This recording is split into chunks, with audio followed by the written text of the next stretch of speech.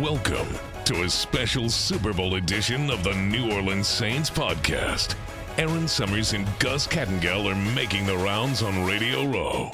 Hear from current and former players, newsmakers, and a few surprises along the way. The New Orleans Saints podcast starts right now. Here are your hosts, Erin Summers and Gus Kattengell. Welcome into the New Orleans Saints podcast, special Super Bowl edition, right here from Radio Row, where it is all happening. There are tons of people roaming around. There are tons of shows that are being broadcast from here. Pat McAfee started today. We saw Kay Adams doing her Up and Adams show, and she is going to be on our pod today because, as she says in the podcast, we are her favorite podcast and favorite team. Ain't that nice? It's very nice of her. I appreciate it. Yes. Erin Summers here alongside Gus Kattengell. There is just so much action, and we were able to grab so many great guests today. It was an it was a super Wednesday edition of the New Orleans Saints podcast coming up here as well. It was nice to catch up with Curtis Johnson, receivers coach for the Saints when the Saints won the Super Bowl 2009. He's now the head coach of the USFL football team, the Houston Roughnecks. It was nice to catch up with him. And then Danny Wuerffel, Heisman Trophy winner, Saints quarterback here as well, doing the good work, helping out communities with his foundation. Got a chance to catch up with him, and it was interesting to ask him about the two quarterbacks here as well. And you just had a chance to catch up with Mark Ingram and Kay Adams, as you said. Yeah, I don't think we need to introduce either of those two. No, you're good? Mark gets very passionate when I brought up the running back. He went on a very impassioned pitch for them needing to get paid more. Sure. Which I get it. He's advocating for his guys. Look, he is such a personable person, and then now with his role in Fox Sports to cover college football as an analyst and everything, it's a great fit for him too. And that's one of those things where he was on a tight budget schedule-wise, and but I would love to have him back on in some way, shape, or form coming to draft to talk about the upcoming running backs. He listed a handful. I know there's 2 or 3 that may be popping fans' minds. I mean, he's right there at the best games every weekend. Yeah, exactly. So he definitely knows the ins and outs of college football right now and these players that are coming up. We talked about that a little bit. But, man, you guys don't need to listen to us banter back and forth anymore. Let's go ahead and get to these guests. We're going to start off with Kay Adams of the Up and Adams show.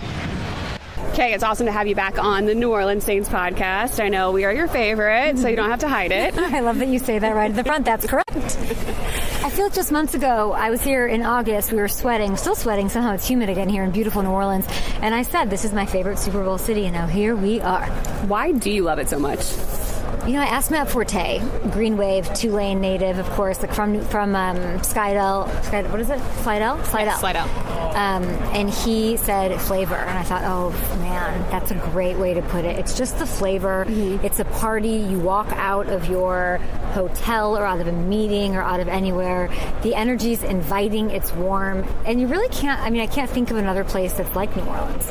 You had a couple of our current and former players on today with Mark Ingram and Cam Jordan. Were they not made for this? It was really important to me as we were sort of blocking out which players I wanted on the show, because we only have so much real estate and there's a lot of scheduling that goes into this madness of this week. And I said, I just really want my moment with Cam and Mark that I've had over the past couple of years. They've always been so supportive, just 2 stand-up guys. They love each other. And then I want to surprise them with Coach Sean Payton, just because they're back in the city where, Sean means so much to the city and vice versa and to them. So bringing them all together was one of my priorities.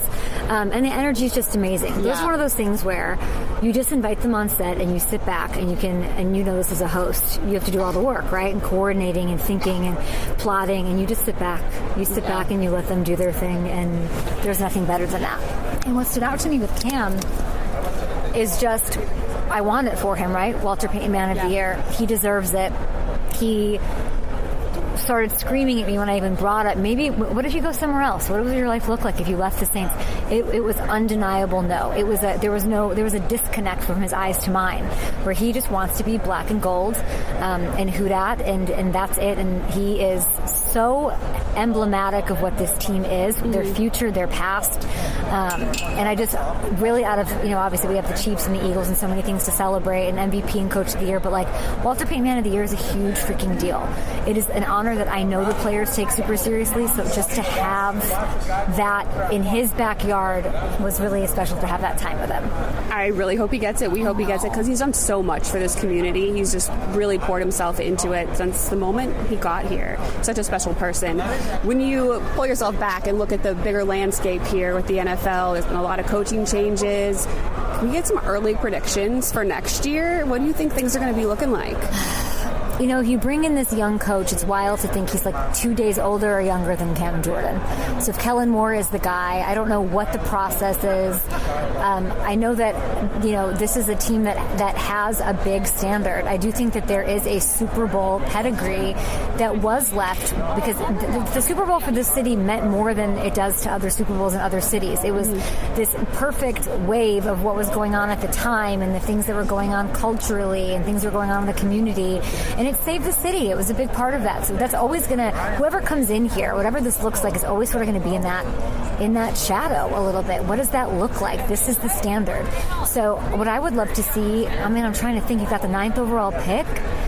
I'd love to see Ashton. I'd love to see Jen. I know it's kind of a, you know, Cam Jordan today on my show was like, a running back? And I'm like, yeah. Yeah, I'm sure Give Mark Alvin. loved that. Mark loved it. He said, come on now. I mean, if you look at the running back position in these playoffs, you've got your Derrick Henrys. You've got your, you know, even Cook up there in Buffalo. You've got, you know, Saquon doing his thing, potentially, you know, disrupting a three-peat for the Chiefs. The running backs need to be valued more, and Ashton can do many things. And if you've got the right guy, you know, you have to be somebody who, the boys were telling me, Mark and Cam, it's got to be somebody who's not afraid to make it uncomfortable. They said that was somehow unique to what they need in New Orleans. I don't know quite what that means, but I'm going to listen to them. So I'm hoping it's, you know, a strong personality that really injects his way top to bottom. Yeah, culture has been a big priority for the Saints. They really pride themselves on the family that they developed there and continues on, you know, over history. You mentioned the Super Bowl win a little while ago, but where were you then? Do you remember that game? I don't remember it as well as, you know, the ones that I've covered, because then you get to be here all week and you're like in and out of it. But of course, I mean, I think it was larger than life. Like I'm on my Super Bowl set here on Media Row. It was, what do you want in your background? And I said, we need the iconic Drew Brees, Sean Payton. Like I remember coming for training camp, just visiting Metairie, and you walk in and you see it's right there. Yeah, it's the first thing you see, and it's sparkling, that Lombardi, and all the signage, and nothing else matters. It's what, you know, Coach Sean Payton, Broncos coach, has this amazing rookie now. He's wearing that ring this week. He's wearing it. He's golfing right now with Mickey Loomis. Right now, he's wearing that ring while he's doing it. Yeah. So you can say it's a long time ago. A lot of other teams have had to wait. I mean, I'm from Chicago, guys. Come on. I wasn't born, okay, when that Super Bowl happened. So it'll come back, but it takes this perfect confluence of things, and culture is a big part of it. We're seeing with these Commanders on the NFC side, right? You're seeing what the Lions have done. Like, you know, Dan Campbell, near and dear to the New Orleans organization, like he's got a lot to thank this organization for as well. It takes, you know, a leader, I think, first, and then it takes somebody who's got confidence. Look at Patrick Mahomes. Like, he's not going to be beaten on Sunday, and it's because of that. Yeah. You mentioned how long it can take to get there and what it takes. Put it in perspective, then, what the Kansas City Chiefs could potentially do this weekend with a win. I can't believe it's not being celebrated more. Yeah. I mean, yeah. It is. People have fatigue. People hate success. People, I don't know what it is. If you look at the Patriots dynasty, I understand fatigue. That was a 20-year run of they're always in it, they're always, and it was, we could just say, disrupted by some extracurriculars that might have been going on through the years. Patrick Mahomes has never been involved in anything. He's not that I'm not putting that on anybody else, but just like this has been such a short spit of time. Like what Andy Reid is doing, like Belichick is sweating that. Like what he's doing in such short order, pulling off a three-peat, just anything that hasn't been done in over 100 years of anything is insanity. Yeah. So the fact that they could pull that off, it's hard for me, just somebody who likes I'll put it to you this way. When I talk to the greatest to ever do it, I'm talking the Gold Jackets, the Emmitt Smiths, the Rob Gronkowski, 4-time Super Bowl champion over. They want the three-peat because they champion greatness. So anybody who doesn't is sort of antithetical outside of course, the Eagles fan base, which I totally get. Yeah. You brought him up without really bringing him up specifically, but Tom Brady, he won a Super Bowl here in New Orleans, first one, and then he's here now calling it's amazing. The first Super Bowl. What a story. It's wild. Yeah. And this is my Super Bowl I ever covered, too. Yeah. Between the Niners and the Ravens, it's the first one I got to go to. I remember it was the only media night I've ever been to. I went to, it was larger than life. Everything was absolutely insane. I remember going and eating at Emerald's, and I remember just click-clacking around, getting lost, drinking, making all the mistakes, staying out way too late, doing all the things down on Frenchman that I should not have been doing, and it was iconic, and I'm so happy to be back here. So maybe you learned some things from the last time you were around here doing Super Bowl. I was in bed at 8 p.m. last night, Erin, let's just put it that way. What are you excited about? I just can't wait to have it here. We've been talking about it for so long that to have this event here, all the people that are in town, it's so fun, I think, for even just New Orleans people to be able to come to the different events and see the celebrities that are here and the artists that are performing, and it's a great spotlight for the city. Just the good energy and all the things, and all the things that Cam and company that have been doing in this community with schools and everything that's been going on for years and years. It's just awesome. Yeah, just awesome. It is. Well, thank you so much for giving us some time. I know you're busy, so always love you guys. As you said, my favorite podcast. Thank you. I love you. Thank you. Thank you. I appreciate you. No, of course. Sitting here with the one and only Mark Ingram. Happy to have you here with us. How are you? Oh, I'm blessed and honored that y'all would consider having me. I saw you earlier making a pitch for Mr. Cam Jordan. Yep. Walter Payton Man of the Year. Yep. Why? What is the Walter Payton Man of the Year? It's somebody who elevates and makes their community better, and I can't think of a man who has dedicated more time in the community than Cam Jordan. Every Tuesday since 2011 when we got here, rain, sleet, snow, COVID, no COVID, pandemic, no pandemic, injured, not injured, feeling good, not feeling good. Every single Tuesday, he has been in the community. There's not even enough schools left in the city for him to go to. He has to continue his outreach further and further to get to new schools and new places. So the impact that he has had on the community has been substantial.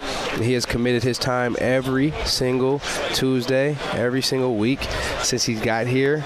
Every single off day when you could do whatever you want, he has been in the community making an impact, and he has created his own foundation through that, and he has just reached and touched so many lives and made a difference in the community. So, and that is what the Walter Payton Man of the Year stands for.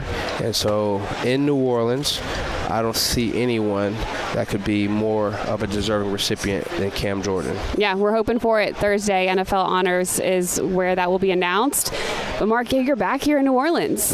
It's a fun week. There's a lot going on. But what kind of memories does it draw up for you?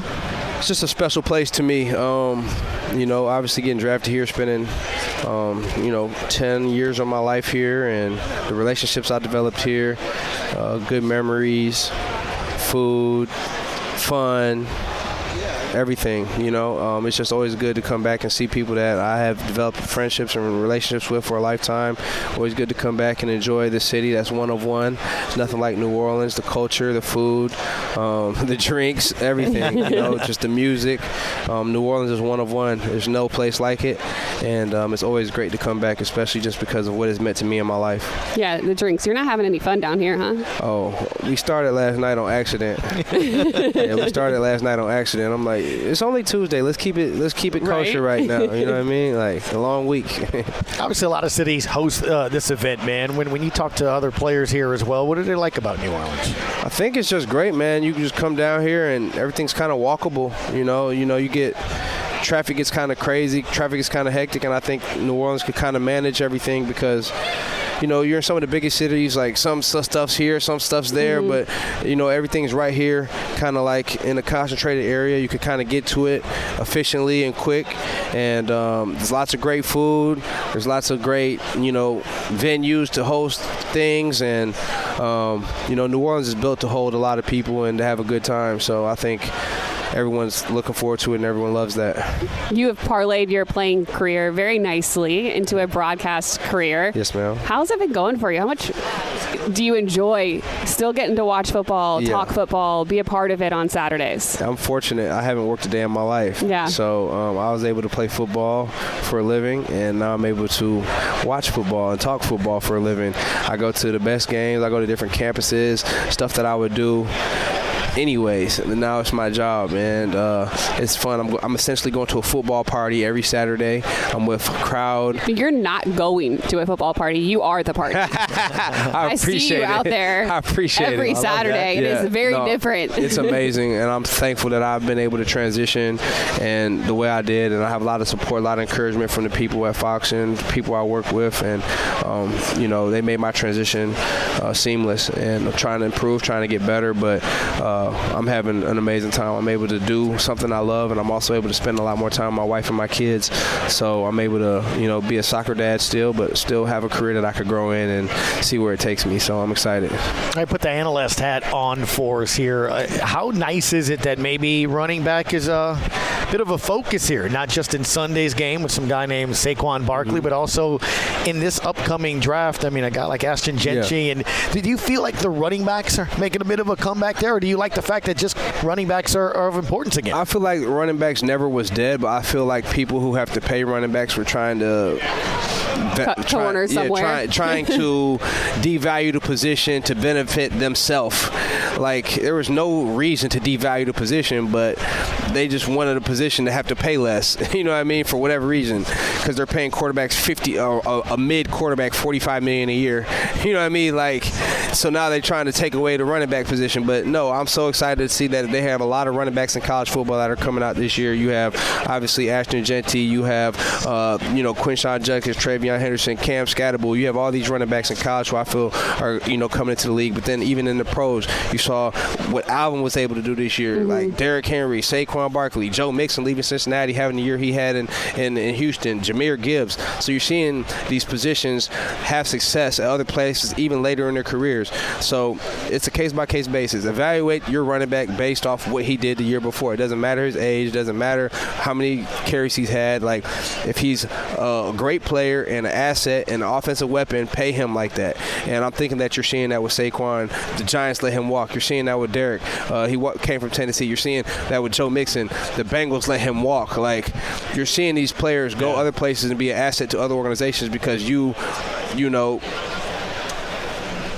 made a poor decision on evaluating that running back for whatever reason. So I'm glad that they're holding I'm glad they're holding up the running back standard, and I'm hoping that front offices end up paying backs what they're worth. Yeah. You have to be able to run the ball. You have to be able to catch the ball. You have to be able to block. You have to do everything. So, and who doesn't love a running back?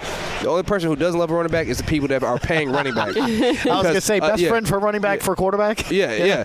But the defense loves the running back. Why? Because they're getting first downs and keeping them on the sideline and staying fresh. The receivers, who never are happy, love running backs because you have to put another person in the box and account for the running back, and now they're one-on-one on the outside. It's hard to make those guys happy, and they're even happy with running backs. And then, everyone loves the running back except for the people that have to write the checks. So pay the damn running backs.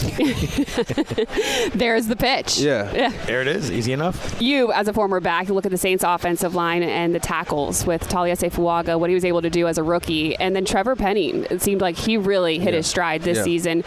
Obviously, the middle was kind of dicey because of the injuries. But those two young guys holding it down. Yeah, I mean, you see what can happen when you put a good special running back behind an offensive line that can play. You're seeing it with the Eagles. You put a running back with the capability of Saquon behind a stout physical offensive line that can move people and that is versatile. The sky's the limit. So to have the pillars on the outside, then obviously you have Eric McCoy, you have Caesar. So you just need everyone to be healthy. I mean, the Saints, we just ran into so many injuries this year. There's nothing that you could do to substitute for injuries. Like, you missing Shaheed, you're missing Olave, you're missing Eric McCoy, you're missing Caesar, you're missing Alvin, you're missing your quarterback. I mean, you really don't have to remind us. It was everybody. But I'm just literally everybody. It's just, there's nothing you could do when you're losing every single one of your players. You know what I mean? So I think they have a great foundation. when the season started, we looked like we were going to win a Super Bowl. You know what I mean? So we just have to get our coach handled and then keep our guys healthy, and we'll be right back in these playoffs pushing for a Super Bowl. So just stay the course. Everyone got to believe in each other. We have a great organization. It supports the players. We have players. We have leaders. We have the talent. We just have to get everything aligned on the same accord, and we'll be just fine. Those injuries. Yes. That was the key. The injuries. I swear, if McCoy didn't go out in that third game against the Eagles, there's no telling. Yes. And then Caesar got hurt the same game, didn't he? Yeah, it's ridiculous. Yeah. Like a couple plays later, I'm like, what? Like, I called Caesar on the phone. He's like, yeah, I don't know. Like, and then he's like, oh, it was just crazy. How wild was Alvin Kamara saying he didn't care about getting those last 50 yards to get to 1,000? I know that he wanted those. You know what I mean? I know he wanted those. But at the end of the day, at what cost? Yeah. You know, you have an injury, and we're not going to the playoffs. It's like, at what cost? You know what I mean? I know he wanted those because he was 3 games and only needed 50 yards. He was going crazy. Absolutely. So I think it doesn't matter, but it matters. You want that 1,000-yard season, especially a back of his caliber and the accolades he's had to never had a 1,000-yard season. It's whatever. You know what I mean? He's had over 1,500 yards, scrimmage yards almost every year his entire career. So, I mean, it's all relative. But at the end of the day, as a running back, like that's kind of like a benchmark that you kind of want. So I know he wanted it, and everyone knows Alvin Kamara is one of the top 5 running backs in the game still. Yeah, no doubt. Yeah. All right, give me your game plan for betting. My game plan for betting? So, yeah, I was here with American Gaming Association, and, you know, just got to have a game plan. And so we're out here to encourage betting responsibly. Have a budget. Stick to your budget. You know, be responsible. When you bet on your player props, don't be harassing the players for Venmo and Zelles because you lost your prop bet. You know what I mean? The player didn't set his prop bet for 70.5 yards. You know, Vegas did. So be mad at Vegas. Send them the invoice for your loss. You know what I mean? The casinos keep getting bigger and better. Why? Because they win. Yeah. You know what I mean? So bet responsibly. Set your budget, stick to it, and, you know, that's why I'm here with American Gaming Association today. I am looking at your necklace, and I don't even want to know your budget. Chain. Sorry, chain. Yes, sorry. Yeah, it's a chain. Yeah, it's okay. Men wear Showed myself there. Men wear chains. Hey, man, it was great seeing you. Yeah, it's great seeing you, too. I appreciate you having me. Thank Yeah, you. no for problem. sure. Here with Danny Wuerffel. Sir, how are you? I'm doing great. What a fun day. Lots to do, isn't it? Lots going on here. A lot of energy. Yeah, for sure, man. Last time I chatted with you were part of the Chase Long, Going Long podcast. And everything. It was so much fun hearing, obviously, the communications between quarterbacks to quarterbacks, getting to catch up and everything. That was a fun time, wasn't it? Yeah, that was good. That was good. He's a very good interviewer, actually. It's a unique skill. And so, good quarterback, good interviewer. I know one of the things that we talked about, obviously, was just kind of what you've been doing since, you know, you hung up the cleats a little bit and started doing other important work, huh, Danny? Yeah, well, you know, my life's mission has become to inspire service and unity in the world. I get to do that through Desire Street Ministries, which works in under-resourced neighborhoods. And now the Wuerffel Foundation, kind of inspiring unity and service. And one thing I've learned along the way is it's about teamwork. You can't ever do much by yourself. And so actually today I'm connected with Huddle for Health and IS Nation. There's this kind of some new programming going together that's, I think, really going to make a difference in the world, kind of bringing together the idea of sports, relationship, community.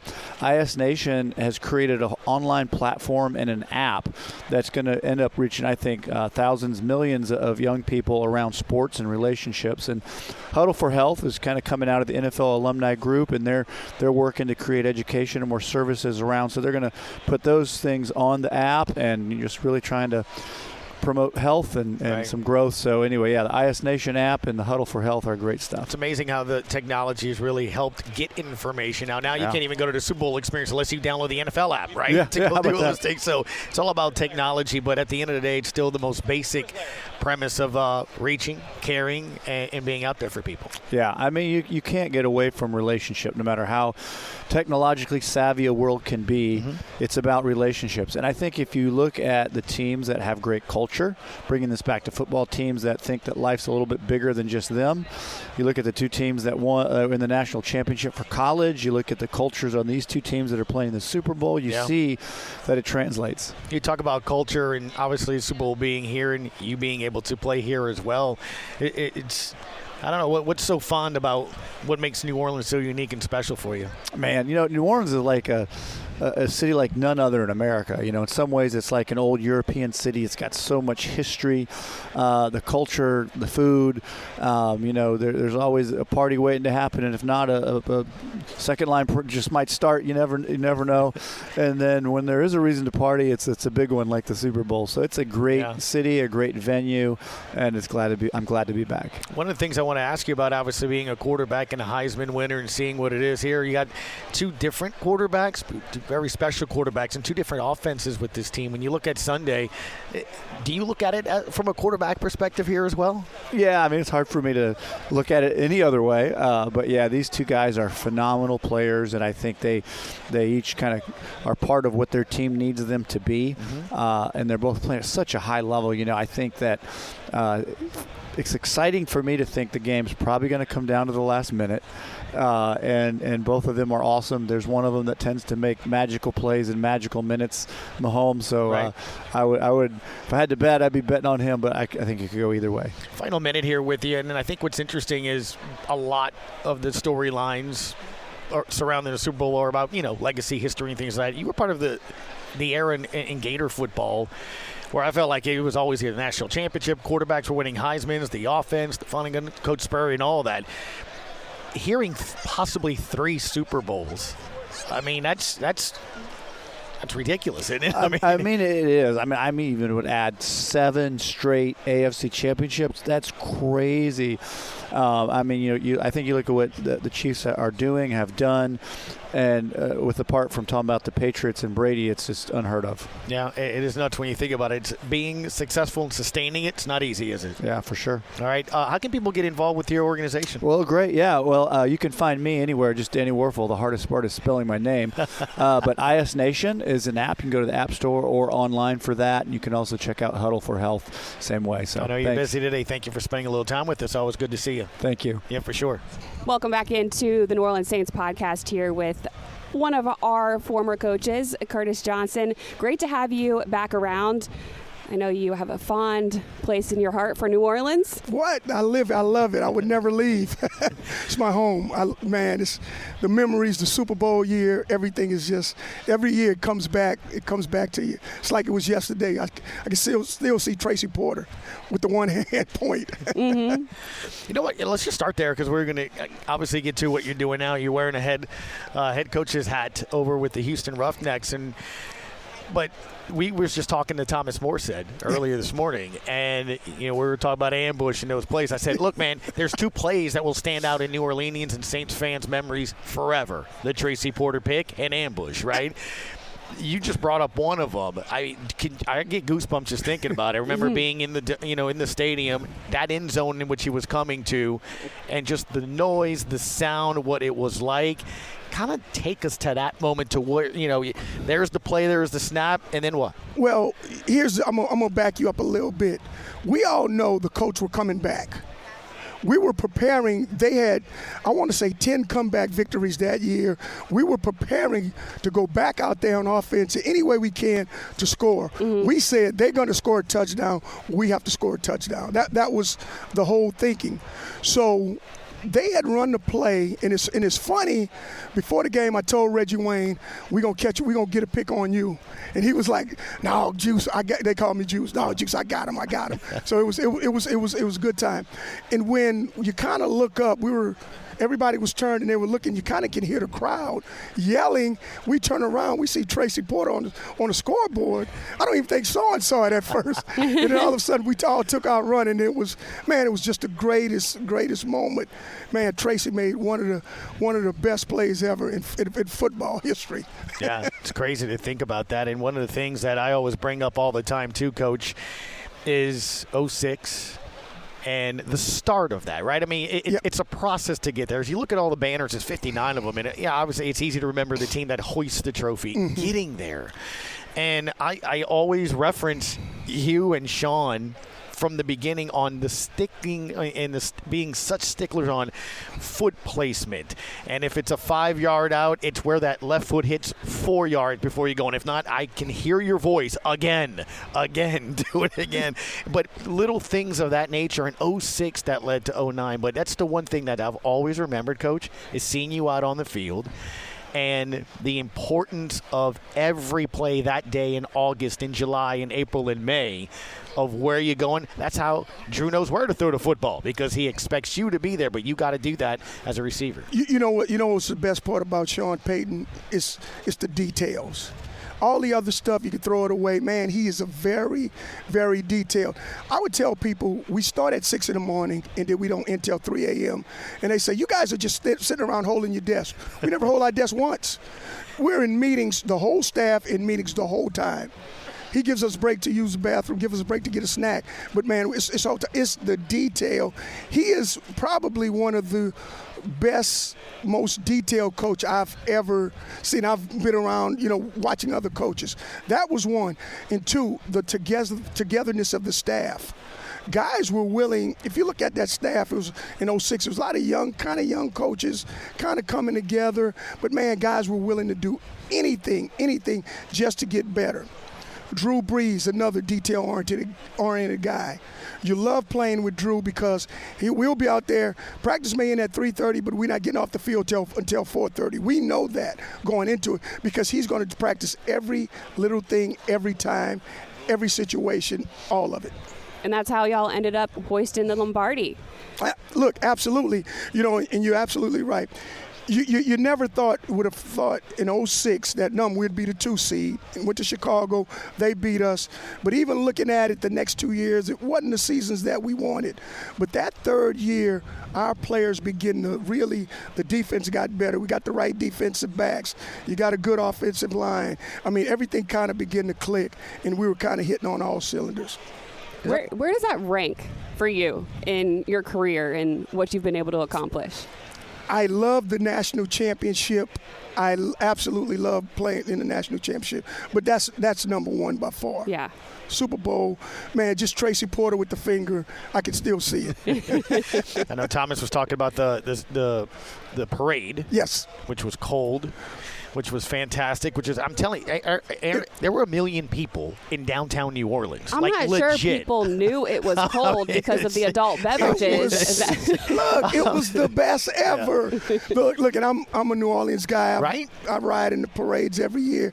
But I thought the Super Bowl parade was the deepest I've ever seen. Mm-hmm. It was so far. It was so deep. And here it is. It was the love. The people were just, if you could just feel it, it was just so much love for us. So you can tell he's New Orleanian. That's how we describe things deep, by how deep a play, how deep is it? 2 deep, 3 deep, 4 deep?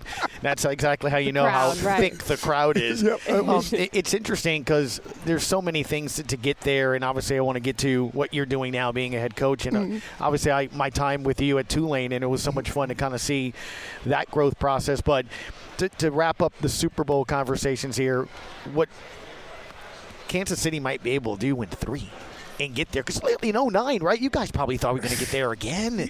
I mean, 11, 13, we talk about those seasons there as well. Mm-hmm. The fact that they can win maybe 3. Look, it's almost unheard of in the NFL. Well, it is unheard of in the NFL to keep a team together because you lose parts of a team every year and you lose integral parts of the team. Like we thought Tariq, they won't win another one without Tariq. Well, yeah. They just never missed a beat. And, man, defense, I'm telling you, Spaz, he's phenomenal on defense. It's just not a quarterback is one of the best. He's a riverboat gambler. But just watching him, just knowing the coaches, just knowing who they are, how they get there, that'll go down in football history as being one of the best feats ever. Winning 3, if they could pull it off. Mm-hmm. I don't know if they will. What ring do you have on? Oh, the Super Bowl. Yeah. Okay. Look, so I got up this morning. My wife had my clothes out, and she had my ring out because I never wear it. You got to wear it this week? Yeah, I know. So I was just mentioning, you got a chance to be a head coach over at Tulane. Now you're the head coach of the Houston Roughnecks. how did you take? You touched a little bit on what Sean did, how that experience from Tulane to now. It's been a couple of years, right? So what have you learned? Look, just be patient, understanding you got your program, stick to your program. One thing about Sean, he never wavered.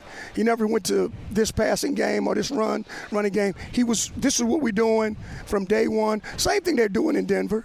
This is the quarterback. He's the guy. I got him. Here's the receivers. I got, this is what he was doing. And his adamant not to change.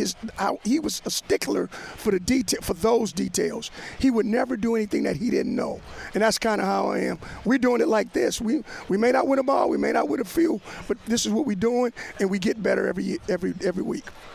There is so much development that happens at that level. Each year we see players that were in the UFL or the prior leagues that make the transition into the NFL. How, as cool is it just to be able to help these players achieve that kind of a dream?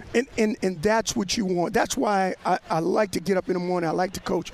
The players aren't prima donnas. And the NFL guys, I just saw Cam Jordan. They good. All those guys are great guys. But the players are really willing to do whatever because, one, they want to show well because this league's on TV every week. The second thing they want to do, they want to get back to the NFL. I love the special teams because all your best players want to be on special teams. The reason why is because that's what the NFL is going to do. They're going to come and look at the special teams guys and say, look, you're not going to be the star receiver. We got him. He was drafted in the first round. But the special teams is going to be a click up from anything else you ever experienced. Speaking with Curtis Johnson, head coach of the Houston Roughnecks, I think one of the things that I've always brought up too is the need for the league that you're in right now in the USFL, in that it's so hard to develop players now, right? Because, look, let's be honest, right? I mean, you understand this as a head coach. Whether they're rookie coaches now or young coaches, as NFL coaches, the pressure to win now, patience, quarterbacks is one of the positions that really stand out to me. How do you develop a guy? Because we've been there. OTAs in minicamp, if you're the third string guy, you get 2 snaps. You hope the center doesn't worm burner to you. If it's not a handoff, you know what I'm saying? It's like, Absolutely. How do you develop? You need to play in order to develop. The NBA has the G League. Can this sort of be where players can go and learn the game and get better? I think that's what we are. We're pro football. It's not a couple things.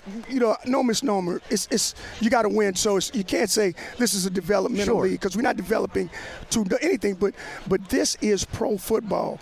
The guys everybody's on my team.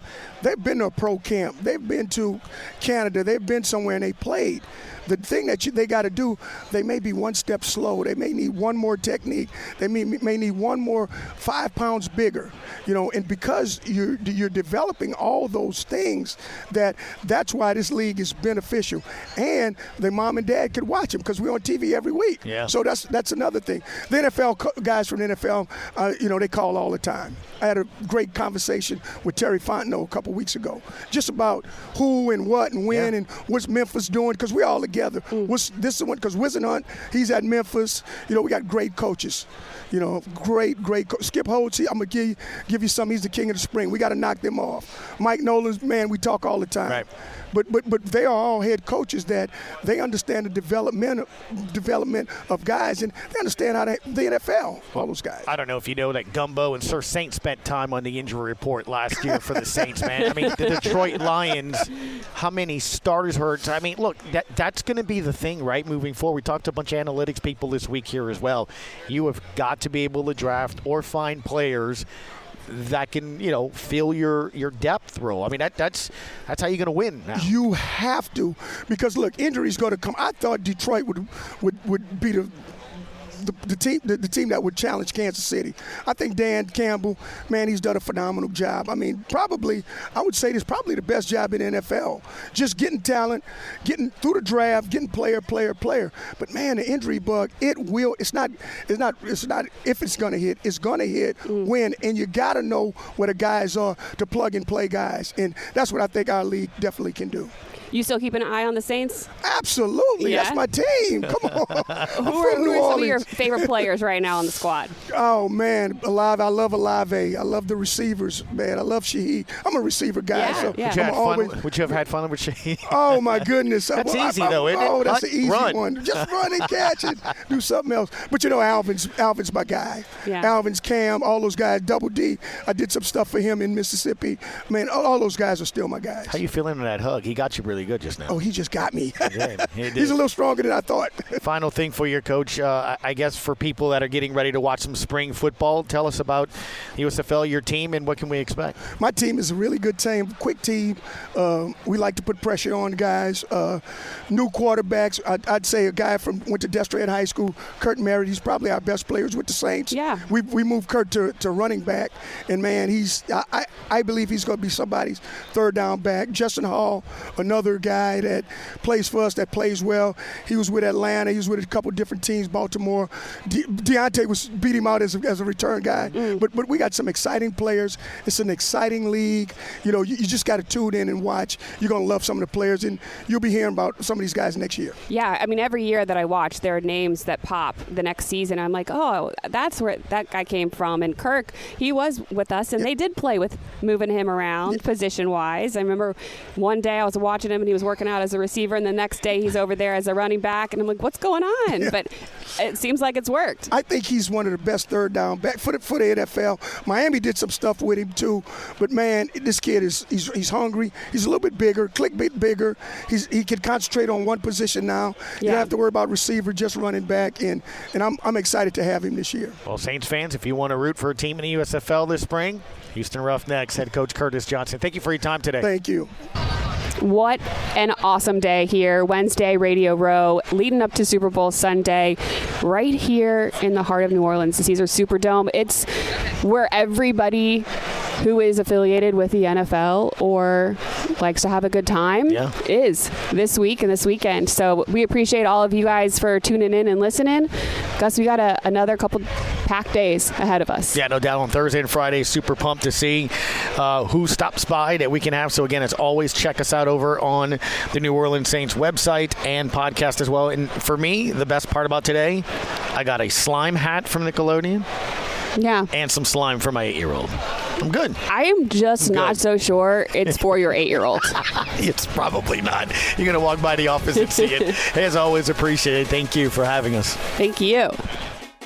You've been listening to a special edition of the New Orleans Saints podcast from Super Bowl 59's Radio Row in downtown New Orleans. For more complete coverage from John DeShazier, be sure to visit NewOrleansSaints.com.